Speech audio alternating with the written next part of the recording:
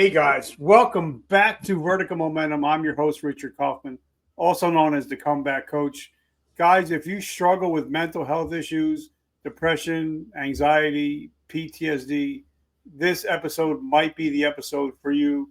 My friend Aaron we're going to be talking about trauma, mental health issues, and how to get healthy mentally.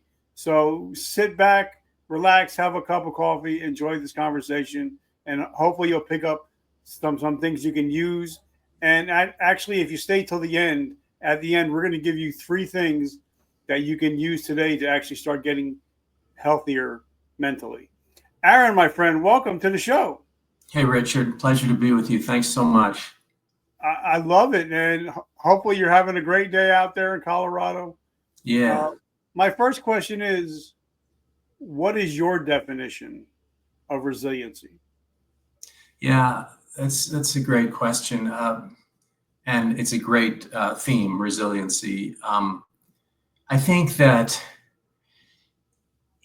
it's the ability to get back to your center point. I think that we all of us get knocked off of balance, sometimes daily. We kind of lose track of where we need to be. We get stressed out, we get angry, we get confused, and the ability to kind of recover, the ability to kind of come back to what you know is your proper direction, what you know are your value points. I think that that's where having a purpose in life, being clear on what your purpose is, being clear of not just generally, purpose like in a big global philosophy, but also daily kind of actions that that are intrinsically good for you to do repeatedly. And so I think that what I find resiliency to be is when I'm way off track, when I'm acting in a way that is not good, I remind myself of what are some good action steps that I can do right now to help me remind myself that this is not where I want to be. And that can be simple things. It can be the way we talk to somebody. That can be just the way we interact in the world.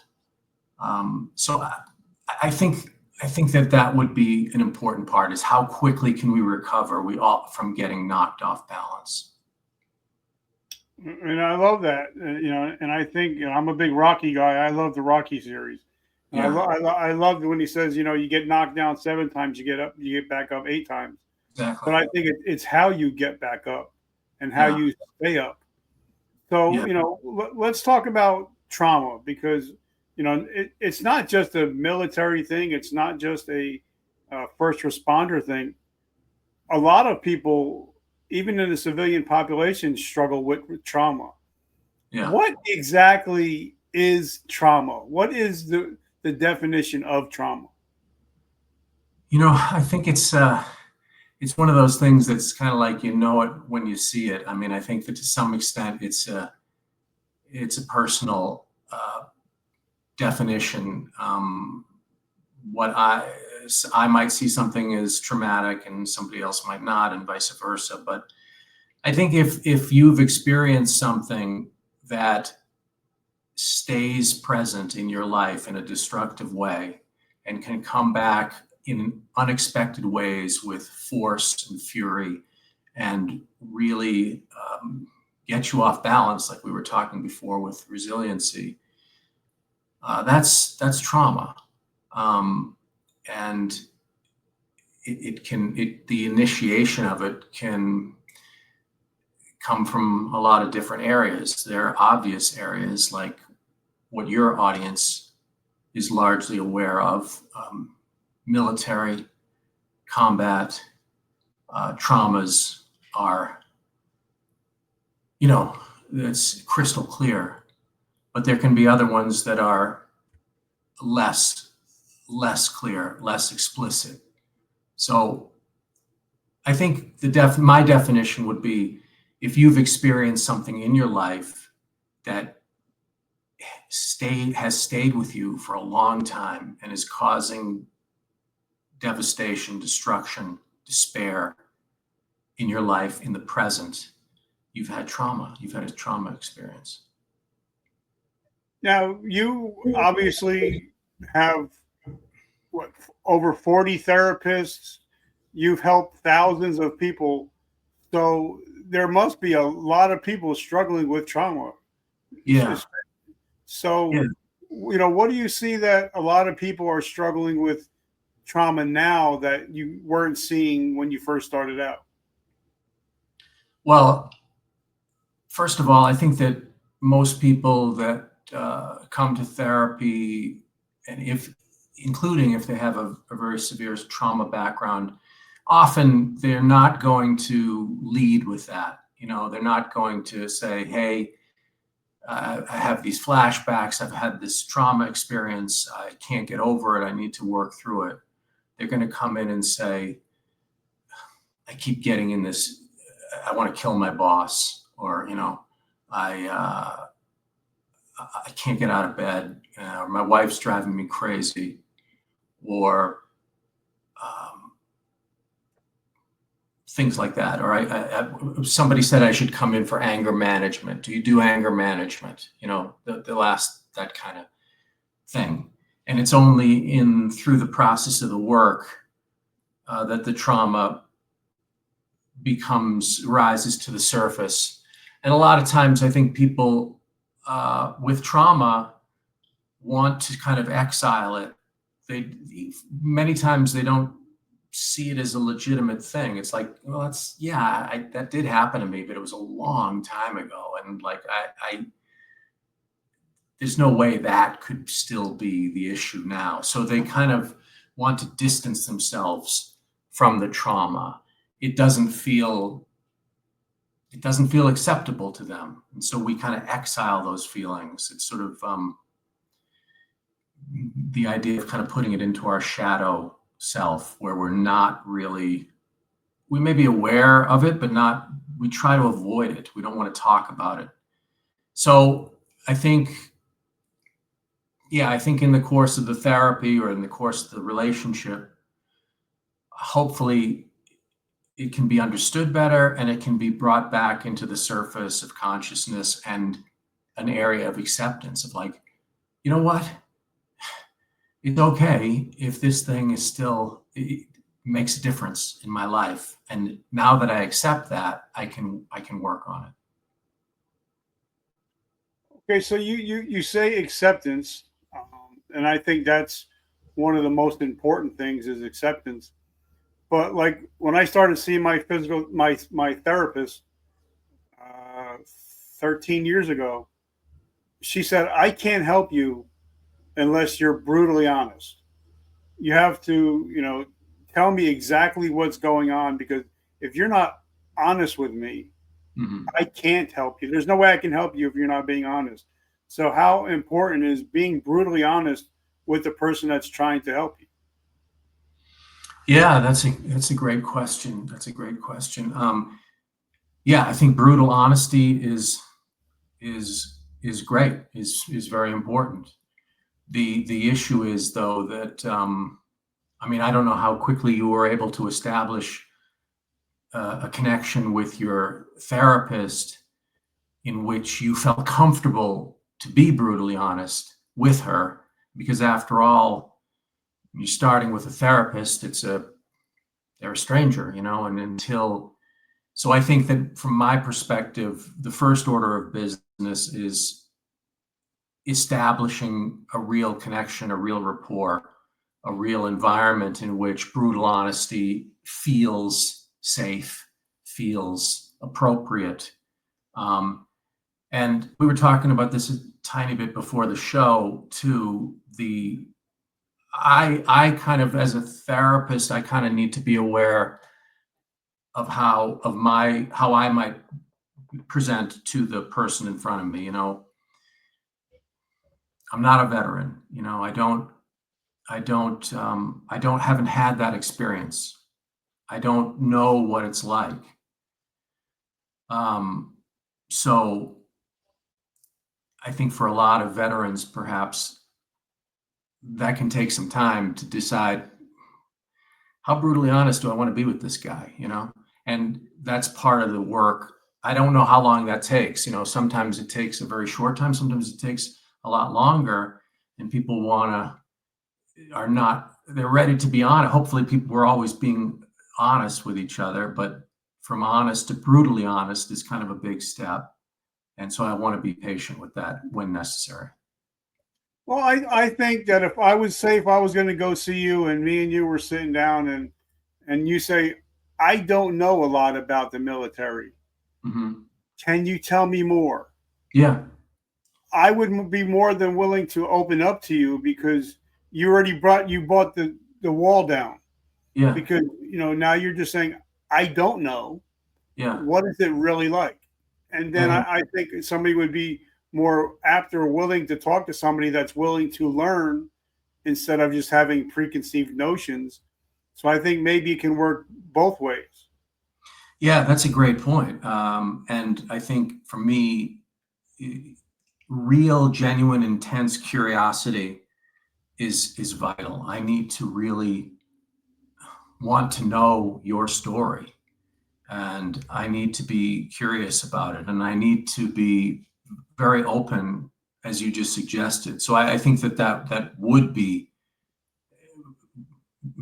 make a huge difference. It might make an immediate difference. I'm just saying that I need to be prepared that it might not be immediate, might take a little bit of time. But in general, I love that. And I agree with you. All right, I got a question. Somebody sent me through my phone. His name is Craig. He says, "What is the difference between PTSD and complex PTSD?" Well, you know, I don't know if I can give a thorough explanation answer to that question. But I think my sense, I think that the complex PTSD would also involve a lot of comorbidity with other adjacent issues, such as addictions, such as major depression, so things like that would be complicating the PTSD. The straight PTSD is really the stress reaction that's very specific to the event or a series of events that are causing problems in the person's life. I think maybe complex PTSD would be much more complicated by the fact that there's alcohol abuse, there's cocaine abuse, there's sexual addiction, there's major depression as well. That would be my sense of things. I don't know if I'm answering Craig's question as well as I should. But, No, that's perfect. I think that's a great answer. Well, you know, like for me, I believe there's post-traumatic stress, and then I believe there's post-traumatic growth. Like I had PTSD until one of my mentors, Mr. Ed Milet, sat me down and said, Rich, nothing has ever happened to you. It's all happened for you. And everything is a teachable moment. And that's when I realized, okay, then now I'm ready for post-traumatic growth. So what are your thoughts on, you know, flipping the script and actually learning and actually benefiting from the things that happened to you in the past? Yeah, I'd really want to think about that. That's a very interesting question, and a very powerful kind of image of how can this event actually be strengthening as opposed to weakening. Can I just put that back to you? Could you tell me a little bit about how you understand that, how that's been part of your life? Well, I just, this is like my 1600 interview, something like that. Yeah. And the people that I found that are the most successful in life have had trauma, but they've learned from that trauma and they use that trauma as fuel Mm. to have a better life or to help affect more people. And for Mhm. me, I believe that if I didn't go through my injuries, the PTSD, the drug addiction, the alcoholism, the homelessness, Mhm. I wouldn't be able to help people today. Yeah, So, well, you know what I mean? yeah, I do. I do know what you mean. That the way you've used your experience as enormous motivation to make a difference in other people's lives, and to do everything that's necessary in order to do that, to create a podcast, to create an audience, to find guests, to do the work, is a great way to you've harnessed that energy, in a positive direction. You're utilizing it instead of it sort of acting on you in a destructive way. Yeah, I love that in concept. I would have to think about how to help engender that in a client. It's something I would really want to think about. Okay, so now another thing, that I'm seeing a lot of, I see it a lot. The people that I'm interviewing, a lot of them are going through childhood trauma, Yeah. and the way I see it, and of course I'm not a professional. I'm only a ninth grade dropout. But when an adult acts out, it's normally because something that happened between the ages of 3 and 13. That's what I'm seeing. That most of the time, that when an adult acts out is because of stuff that happened in childhood trauma. Do you see that a lot? Is that something that you notice? Yeah, I completely agree with you. I think it's hard for people to access that, and it's hard for people often to kind of come to that awareness. I would say for your audience, just for interest, if anybody's interested, I mean, I've recently been very much doing a lot of reading on Carl Jung, the Yep. famous psychologist, student of Freud, and a lot of your audience may know this already, but one of his major concepts was that, excuse me, Ruckus, stop it, it's all right. Was that we tend to exile sort of things that happen to us in childhood. We get strong messages from parents, from society. Certain behaviors and ways of being are acceptable, and certain behaviors and ways of being are not acceptable. And that's not just in terms of like being a criminal or not being a criminal. It's also in terms of personality types. Like creativity can be downplayed. All kinds of positive aspects can be kind of, that's showing off. Or a parent that's very hostile, harshly critical for certain behaviors, and we tend to kind of deny those and not want to consider them part of our life. I mean, let me try to be a little bit more explicit or articulate on this. I think it's one of the reasons why, for example, we are so fascinated by stories of true crime, for example, or watching, people out there in TV land that have done horrible things.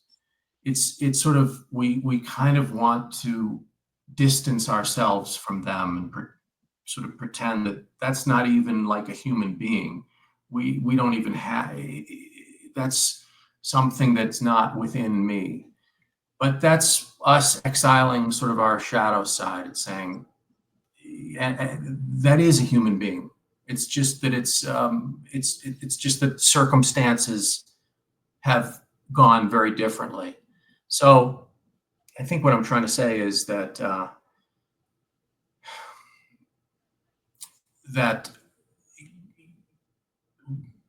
getting a better sense of integration of all of our sides and bringing them into awareness is very helpful in knowing yourself. And then when you know yourself fully, I choose to accentuate these parts of my personality. I choose to accentuate the positive without having to deny the negative.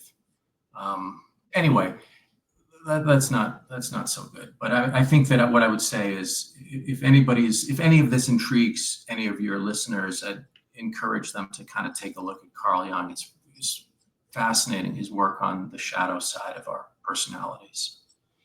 And I love that. I love how you talk about self-awareness. Mm-hmm. But I also realize we live in such a busy world where, and I even noticed it within myself, I don't really have any downtime or quiet time to have self-awareness. Yeah. Unless I put it in my schedule. Okay, I'm just going to take 5 minutes just to be today. I'm not going to do anything. I'm just going to be for 5 minutes. So, talk about how, the world, how crazy the world is right now and how busy we are. It's hard to become self-aware when we're always plugged in. Yeah, I think that's brilliant. I really do. And I think that really goes to the heart of this, what I'm trying to express.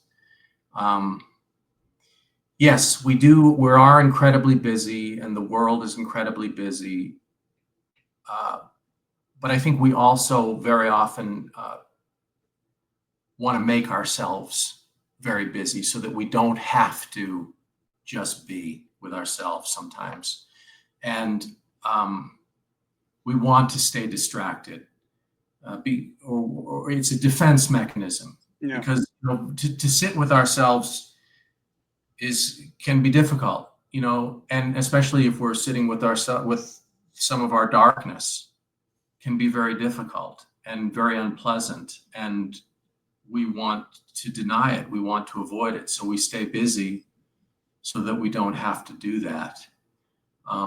But I think that doing it is well worth it. And if you can somehow have floating over you a sense of acceptance that this is okay, that yes, there's some really dark thoughts, there's some really dark impulses, there's some really bad inclinations, but I can acknowledge those and I can still be okay. I can still be a good person. I don't need to reject them. So obviously, meditation is great. Meditation is kind of challenging yourself to let your mind become more clear, or let your thoughts pass. That's a better way of putting it. It's not really letting your mind being clear. Meditation, when it works, is not that you're sitting there still and not having any thoughts. Sometimes you can be bombarded by thoughts. What you're practicing doing is letting those thoughts pass through like a breeze, just pass through. We're not fusing with the thought. Usually it's not the first negative thought that is the most destructive. Like, it's not, okay, I gave you an example. It's not like, oh, I want to kill that guy. That's the first negative thought. But very often the destructive parts comes, what the hell? When the second and third thought, like, what the hell's wrong with me? Why? Do normal people think like that? Why am I, he didn't even do anything. What is wrong with me? People say that I'm too uptight, and I think I really am. I think they're right. I think maybe I'm going crazy. It's all of it's the the series of thoughts that pile on after that cause the real destruction. If we can get better at like, I want to kill that guy. Okay, that's a thought, it's a thought. I'm not going to fuse with it. I'm not going to engage with it. I'm going to let it pass. And they do. Thoughts do pass.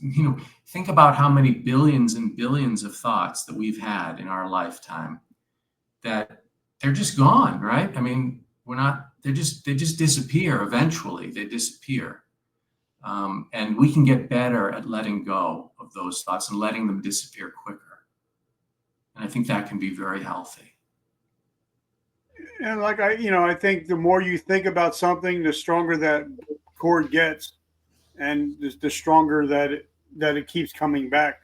And I think your reticular activating system. I think what you think about, your obsessions become your possessions, whether that's good or bad.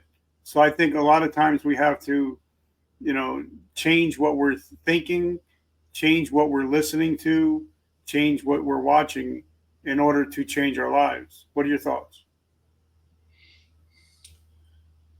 I'm sorry, Richard. Could you repeat that? The change what we're thinking. What we're thinking, what we're watching, what we're listening to. Yeah. Okay. Yeah. Well, I think people need to we really need to remind ourselves that sort of media it only has one purpose, and that is to grab your attention, hold your attention, and manipulate your emotions. And that's mostly what's going on with social media and things that all of us engage with way too much.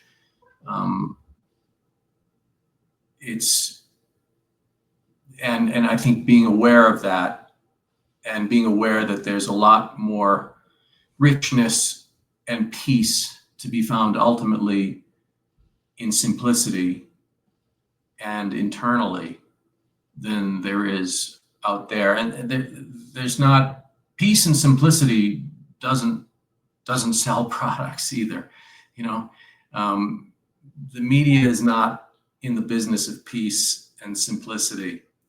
They're in the business of animating, activating, and some of the most animating and activating emotions are things like anger, things like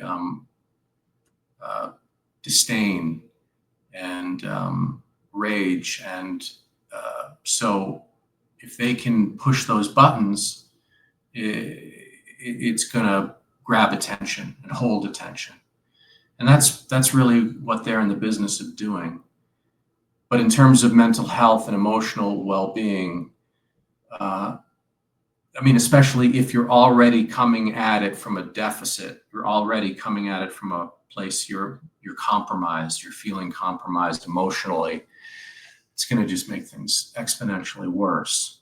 So yes, I agree with you. I think nature helps. I think sunlight helps, natural sunlight.